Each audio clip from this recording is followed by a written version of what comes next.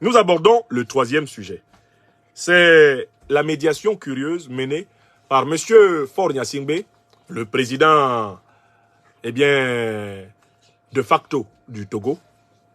La médiation qu'il a menée ces derniers temps, lors d'une visite officielle en Côte d'Ivoire, auprès du satrape reptilien Alassane Dramane Ouattara, venu de Sendou pour troubler la paix des Ivoiriens et ayant renié notre belle terre burkinabé de Sendou pour troubler toute l'Afrique avant d'être dégagé. Faure Gnassingbé se déplace donc en Côte d'Ivoire et à l'occasion du point de presse qu'il fait avec le satrape reptilien de Sendou, venu de Sendou, et ayant renié notre terre bien-aimée de Sendou, Faure Gnassingbé s'est laissé aller à des propos qui m'ont personnellement mis en colère. Des propos qui m'ont blessé.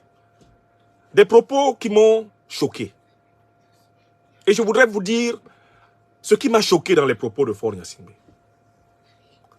Il est hors de question qu'un serviteur de l'émancipation africaine laisse insulter de cette façon les causes justes qui se déploient sous nos yeux. Je n'ai pas aimé du tout ce que Faure Gnassingbé a dit.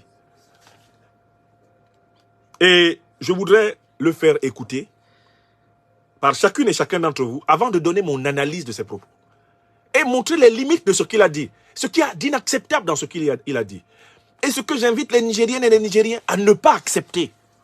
Parce que c'est de la foutaise. C'est vraiment de la foutaise. Que Faure Gnassingbé s'exprime de cette façon. C'est quelque chose qui disqualifie sa soi-disant médiation. Et qui révèle toute l'hypocrisie dont il est porteur.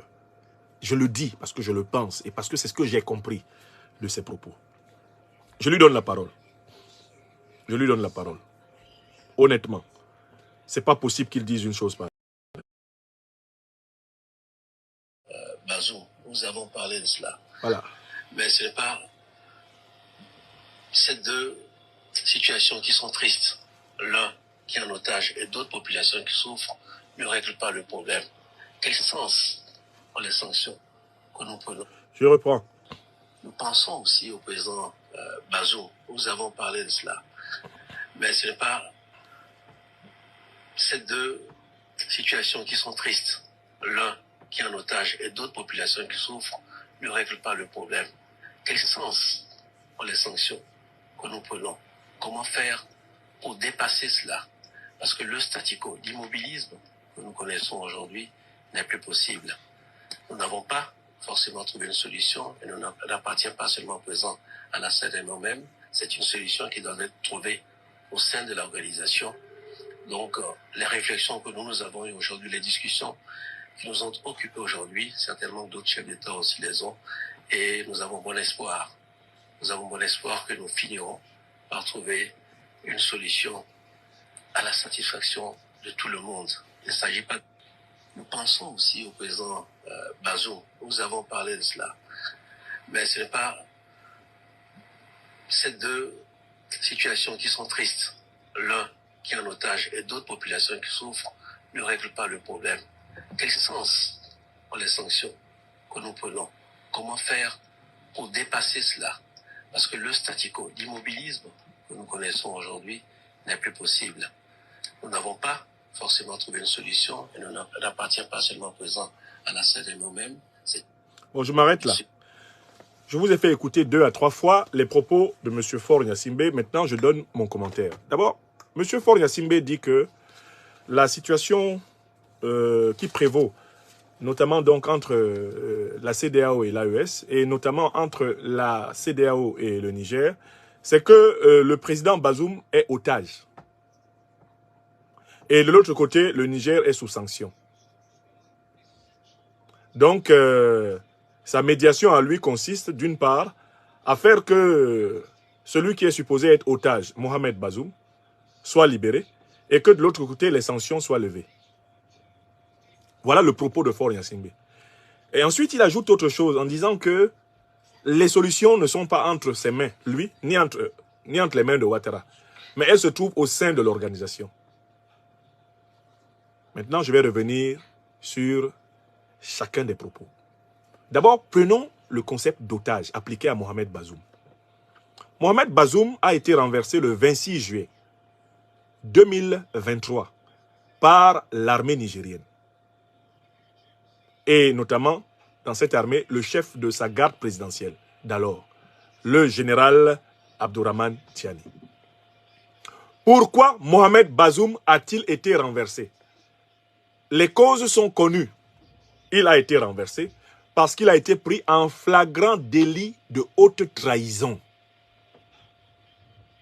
D'ailleurs, il est poursuivi par la justice nigérienne pour cela. En quoi a consisté la haute trahison de Mohamed Bazoum? Elle a consisté en 2 aveux, 2 déclarations publiques, quand il était encore président de la République. Premier aveu, Mohamed Bazoum a désavoué l'armée nigérienne publiquement en disant que les terroristes sont plus aguerris que l'armée nigérienne. Quand vous êtes chef suprême des forces armées d'un pays, que vous vous tenez devant le monde entier et que vous dites que les terroristes qui attaquent votre pays sont plus aguerris que votre armée, à partir de là, vous désavouez votre armée comme étant moins aguerris que les terroristes et vous prenez le parti des plus aguerris. Premier point. C'est un élément constitutif de haute trahison.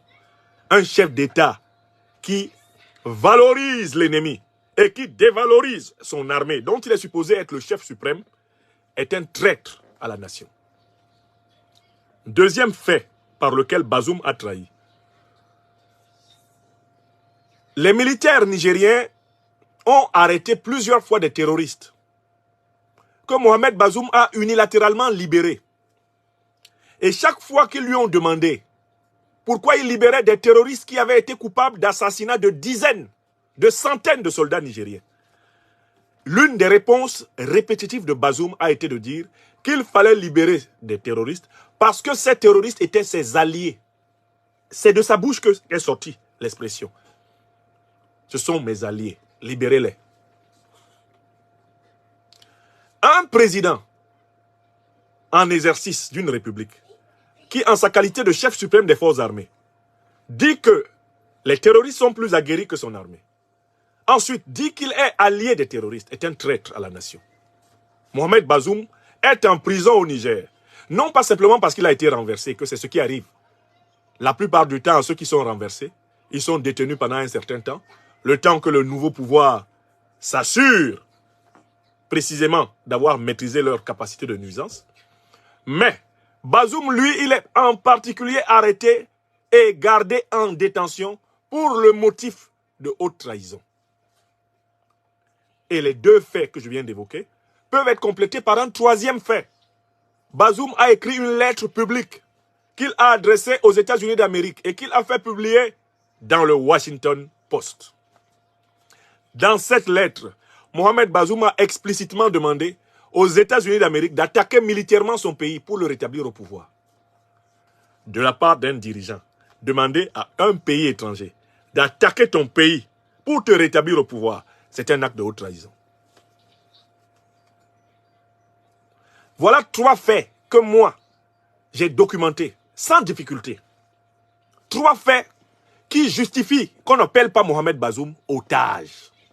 Mohamed Bazoum n'est pas otage. Mohamed Bazoum est détenu comme coupable de haute trahison contre l'État du Niger. Voilà son statut. Écrivez ça. Alors, quand Faure Gnassingbé utilise le concept d'otage pour désigner Mohamed Bazoum, il veut faire passer le président Tiani et le régime du CNSP pour un violeur du droit international humanitaire. Parce que le concept d'otage est un concept qui fait de celui qui détient les otages un terroriste.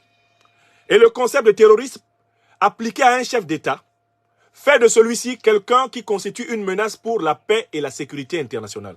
C'est-à-dire quelqu'un qui entre naturellement dans le cadre du chapitre 7 de la Charte des Nations Unies de San Francisco, qui dit que si un individu, qui plus est une autorité politique, est réputé constituer une menace pour la paix et la sécurité internationale, l'ONU peut se réunir d'urgence et mettre en place une intervention armée pour le soumettre au droit international.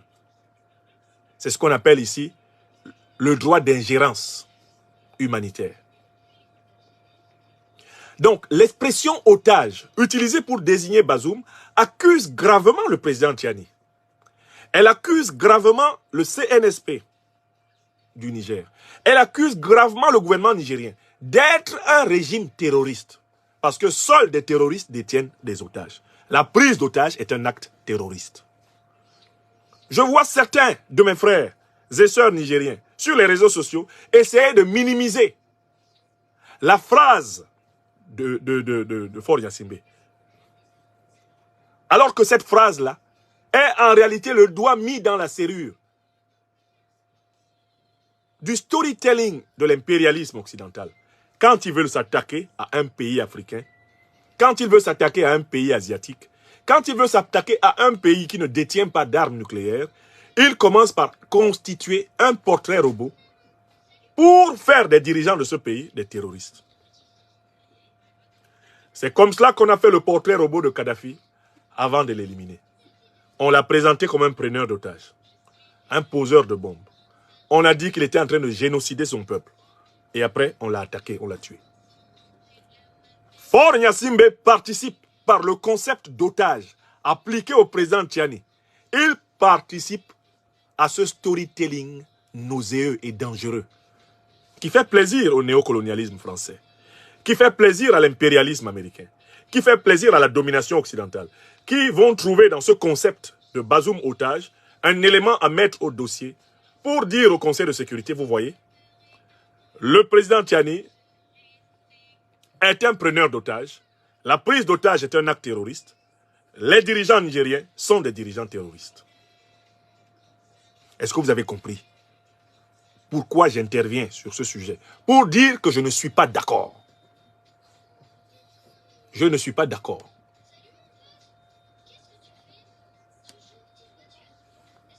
Je ne suis pas d'accord. Je bloque quelques individus inutiles qui se sont aventurés sur ma chaîne. Il y a qui d'autre là qui parle mal? Très bien. Qui d'autre? Très bien. Ok, très bien. Très bien. Donc, j'appelle l'attention des plus hautes autorités du Niger. J'appelle l'attention du gouvernement nigérien. J'appelle l'attention du peuple nigérien sur le danger du qualificatif d'otage appliqué à Bazoum par Faure Gnassingbé. L'explication qui consiste à dire qu'il l'a dit pour plaire à Ouattara. Parce qu'en échange, il souhaite que Ouattara lève l'embargo. Cette explication ne tient pas debout parce que ce n'est pas Ouattara qui a mis l'embargo. C'est le néocolonialisme français qui a mis l'embargo. Ce n'est pas Alassane Ouattara qui a mis l'embargo. Ouattara a agi sous les ordres du néocolonialisme français. Il a agi sous les ordres de l'impérialisme occidental. D'accord? Ouattara est un sous-préfet du néocolonialisme français. Quand on dit que Faure a dit que Bazoum est otage au Niger pour plaire à Ouattara, c'est comme si c'est Ouattara qui décidait. Ce n'est pas Ouattara qui décide. La carrière de Ouattara même a été décidée ici en France. Elle a été décidée en Occident. Ce ne sont pas les Ivoiriens qui ont amené Ouattara en Côte d'Ivoire. C'est le néocolonialisme français. C'est l'impérialisme occidental qui ont imposé Ouattara au peuple ivoirien. Donc quand vous allez négocier avec Ouattara, vous négociez avec un sous-préfet de la France-Afrique. Ouattara sera obligé de se rendre auprès de son maître. Et même si lui, Ouattara, a changé d'avis, il devra attendre l'imprimatur de son maître. Donc l'argument qui consiste à dire que Faure Gnassingbé dit cela pour adoucir le point de vue de Ouattara, c'est un argument nul. Parce que ce n'est pas Ouattara qui décide. Donc, que mes frères nigériens qui... Parce que, bien sûr, il y a des intérêts vitaux qui sont en jeu. Le port de Lomé est ouvert à l'import-export du Niger. Par conséquent, bien sûr, pour conserver ses avantages, on peut laisser passer. Mais attention, il ne faut pas laisser passer la construction d'un portrait robot du président Tiani présenté comme un criminel. Je proteste contre toute naïveté à ce sujet. Celui qui essaie de présenter le président Tiani comme un criminel, alors qu'il a renversé Bazoum sans tuer quelqu'un. Il a renversé Bazoum en préservant la vie de Bazoum, en préservant la vie de la famille de Bazoum. au Togo et en Côte d'Ivoire, Alassane Dramane Ouattara a pris le pouvoir dans le sang. On ne peut pas faire à Alassane Ouattara la facilité de traiter les autres de preneurs d'otages, alors même que la situation d'Alassane Dramane Ouattara est pire. Et honnêtement, et c'est mon troisième argument, la situation même de celui qui parle d'otages. D'otages au Niger, à savoir Faure Gnassingbé, elle est pire. Car le peuple togolais est otage de Faure Gnassingbé. Il n'a jamais été élu. Le peuple ivoirien est otage d'Alassane Ouattara. Il s'est toujours imposé par la force. Il s'est toujours imposé par la brutalité. Faure Gnassingbé et Alassane Dramane Ouattara se sont imposés au peuple togolais et au peuple ivoirien par la force. Faure est arrivé en 2005 par un coup d'État. Il n'est jamais plus reparti. Tous les 5 ans, il fait un coup d'État. Il gouverne par la force. Les prisons politiques togolaises sont remplies. Les opposants politiques, pour simple fait de manifestation publique, sont en prison. Voilà les otages. Un prisonnier politique est un otage. La prison politique en Côte d'Ivoire est remplie depuis 2011 avec les partisans du régime du président Gbagbo et aujourd'hui avec nos compagnons de Génération et Peuple Solidaire. Kone Kamaraté Souleymane Dissoul Toussoul. Herman Ardiouma, les aides de camp qui ont eu le malheur de travailler sous Guillaume Soro, Premier ministre, président de l'Assemblée nationale. Jean-Baptiste Kwame, les Kader Doumbia. Plusieurs de nos camarades croupissent dans les cellules d'Alassane Ouattara pris en otage. Soul par exemple, c'est un otage. Voilà ce qu'on appelle otage, des prisonniers politiques. Le Sénégal est rempli de prisonniers politiques. Ousmane Sonko est pris en otage par Macky Sall. Voilà un otage. Voilà un otage, Sonko et ses camarades. Diomaye Faye est pris en otage par Macky Sall. Au Bénin, chez Talon, l'opposition est prise en otage. Les Madougou sont en prison, pris en otage par Talon, qui méchamment refuse même d'amnistier. Vous ne parlez pas de ça.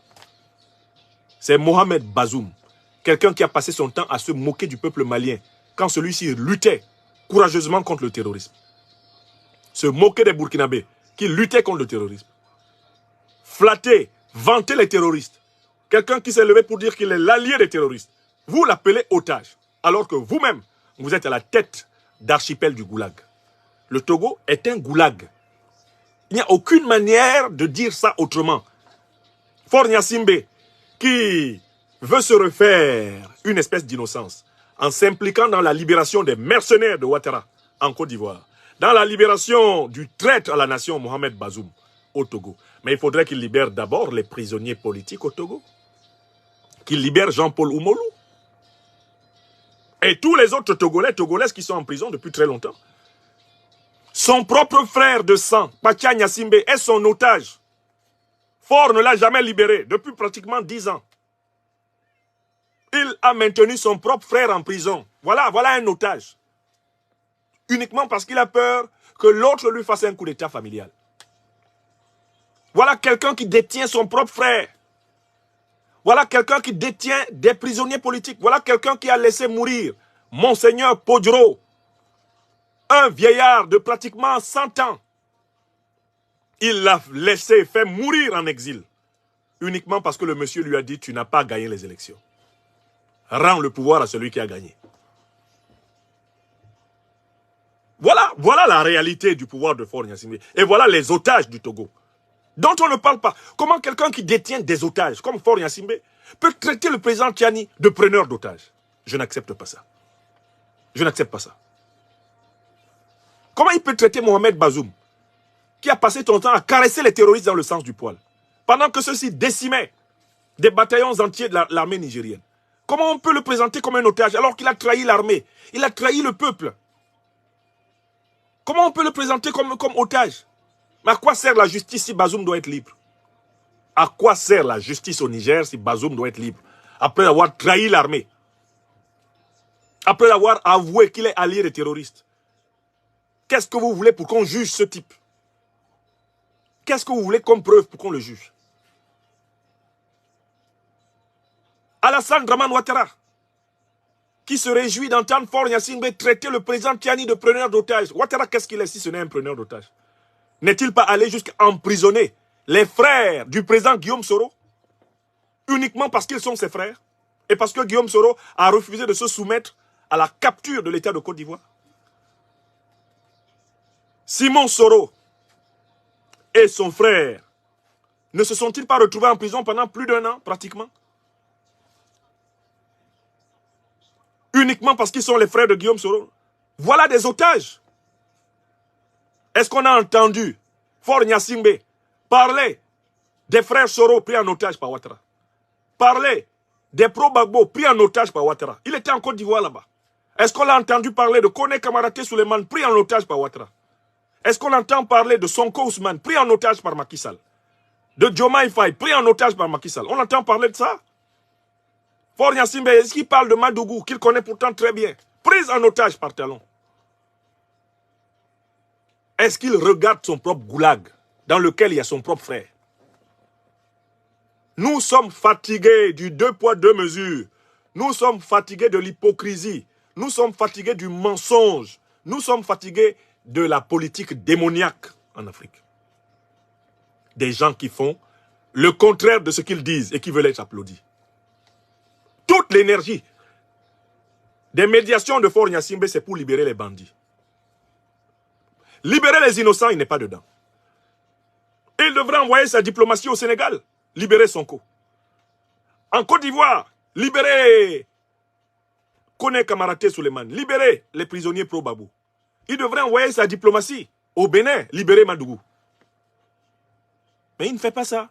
Il envoie sa diplomatie au Mali, libérer 49 bandits qui sont entrés avec des faux passeports et des armes de guerre pour assassiner le président Tiani à l'aéroport. Le président Goïta à l'aéroport. Mais ils étaient là, c'était un commando dormant. La preuve. La preuve qu'il y avait des commandos pour assassiner le président Goïta. Les gens pensent qu'on a oublié. Le 10 juillet, ils sont arrêtés à l'aéroport avec des faux passeports. Mais le 21 juillet, le président Goïta est attaqué dans son domicile à Kati. Ils ont tenté de le tuer le 21. Imaginez ce que l'action du 21 juillet, qui a été menée pour tuer le président Goïta dans la garnison de Kati. Imaginez ce que cette action aurait été si le commando de 50 que Ouattara avait prépositionné à l'aéroport n'avait pas été arrêté. Est-ce que vous voyez même ce qui allait se passer?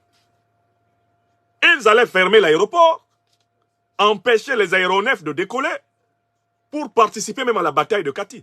Parce que la bataille de Kati a aussi été menée avec des aéronefs. Ils avaient prépositionné un commando à l'aéroport de Bamako-Sénou qui devait essayer de paralyser la base aérienne. C'était cela, c'était un commando de sabotage. Ils allaient saboter la base aérienne, ils allaient attaquer la résidence du président, prendre la capitale en tenaille. À partir de ces points névralgiques, c'était un coup d'État savamment préparé. Moi, j'étais au Mali.